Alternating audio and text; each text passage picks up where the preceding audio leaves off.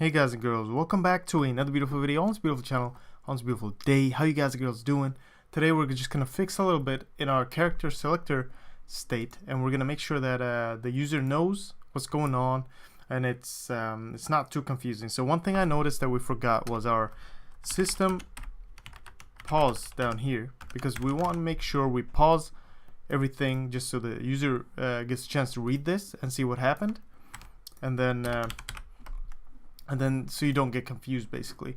And then we have the quit up here. So if we have -1, it's quit, and we're going to change that in every other menu, because I noticed if we do -1, it's easier for your hands to kind of reach that than to go ahead and reach all the way up to 0.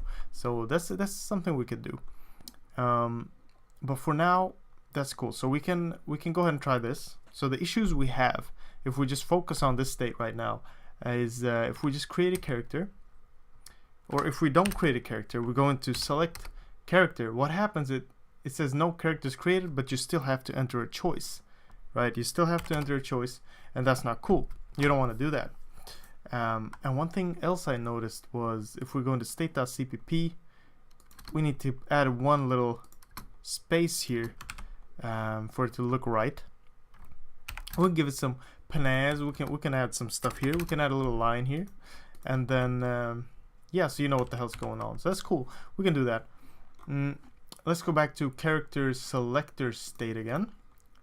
So yeah, so it kind of, even though if the list is empty, we still have to enter some type of a choice right here.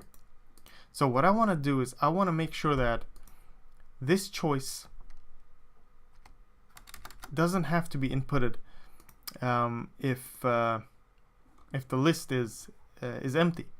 Okay, so let me just make a if this character list empty, like that. Then we're just gonna do a little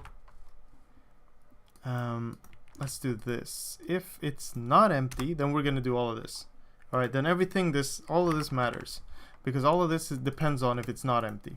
Then we can set quit and we can do all that stuff, and then we can kind of choose stuff and everything. But if we haven't created a character, then it's just gonna print that out here for us like that, and we're not gonna ask for choice unless it's not empty. So I'm just gonna put that in there as well.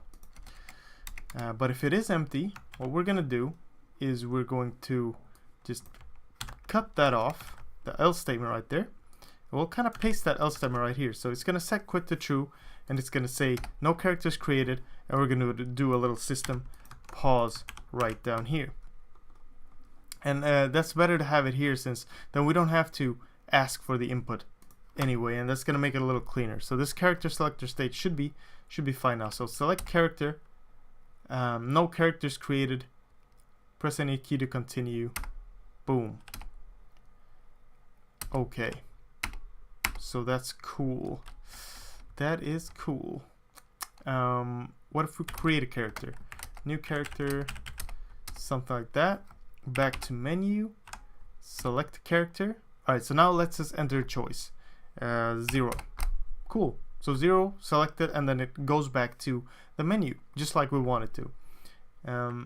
Cool. Start game, character menu, name and bio, stats, all good, perfect, just the way we want it. Now what I want to do is, instead of the 0, I want to actually I want to make sure that we can go back with -1. So that should be a little better for us. Update, no characters created. Okay, let's just look at the print. So back to menu. Okay, but that looks fine. That looks fine for now. At least it makes more sense. If we're going to, let's start with character creator state. Go into the update menu, and right here, instead of 0, let's do -1. And then the print menu, let's just change all of these to -1. All right, -1. So it'll be a little easier for us to reach. Character menu state, update and print. So -1. And the case as well, -1. Same thing with all of these. So selector state, we already fixed that. Game state, -1, and then a, where is that damn thing? Right there, -1. Main menu state, -1. Okay, did I do that right? I think I did that right. And then for the user, -1. Boom. So that should be fine. I don't think there's anything else here. I think that should be okay. Let's see. Right there. So -1 quits to the desktop. Create. See, so try that yourself. -1 is a lot easier than reaching up to 0, and it kind of makes it a little faster for us to test stuff. New character, something. -1. Character selector 0. Perfect. Start game. Alright, character menu. Can we still level him up? And then 2 stats. Boom, level 5. Cool.